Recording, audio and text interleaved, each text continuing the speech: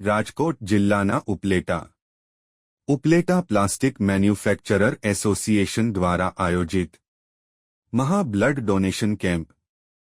તમારું એક રક્તબિંદુ કોઈના જીવનનો આશરો બની શકે છે। આવો અને માનવતાના આ મહાન કાર્યમાં ભાગીદાર બનો। ઉપલેટા પ્લાસ્ટિક મેન્યુફેક્ચરર એસોસિએશન દ્વારા મહારક્તદાન કેમ્પનું આયોજન કરવામાં આવ્યું।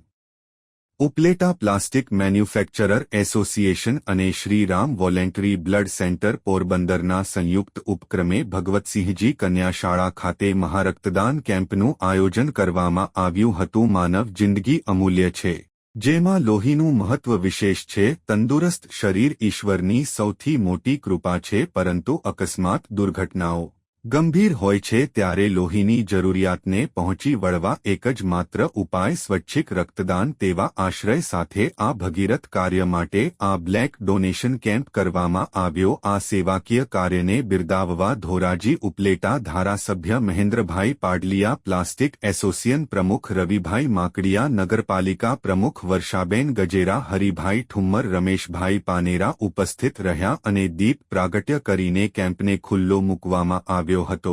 આ કેમ્પમાં ભાજપ અગ્રણી અને સમાજના આગેવાનો હોદ્દેદારો હાજર રહેલ, જેમાં કાર્યક્રમને સફળ બનાવવા માટે પ્લાસ્ટિક મેન્યુફેક્ચરર એસોસિએશન પ્રમુખ હોદ્દેદારો, સભ્ય, કાર્યકરો અને સમાજના હોદ્દેદારો, આગેવાનો, યુવાનો જહેમત ઉઠાવી હતી અને આ બ્લડ ડોનેશન કેમ્પમાં 165 બોટલ બ્લડ ડોનેટ થયેલ, જે શ્રીરામ બ્લડ બેંકને સમર્પિત કરવામાં આવેલ।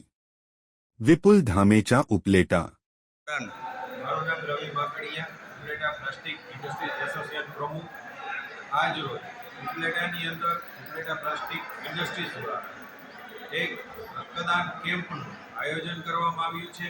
આ આયોજનની અંદર ઉપલેટા ધોરાજીના લોકપ્રિય ધારાસભ્ય ડૉક્ટર મહેન્દ્રભાઈ પાડલિયા, નગરપાલિકાના પ્રમુખ વર્ષાબેન ગજેરા તથા ભારતીય જનતા પાર્ટીના તમામ કાર્યકર્તાઓ, તમામ સામાજિક સંસ્થાઓ, મેમ્બર ઓફ ચેમ્બર્સ, અનેક વિવિધ એસોસિએશન આ કેમ્પની અંદર જોડાણા હતા। અને આજે અંદાજિત અત્યારે પણ બહુ ઘણો બધો ટ્રાફિક છે, પણ 200+ અંદાજે બ્લડ એકત્રિત કરવામાં આવે છે।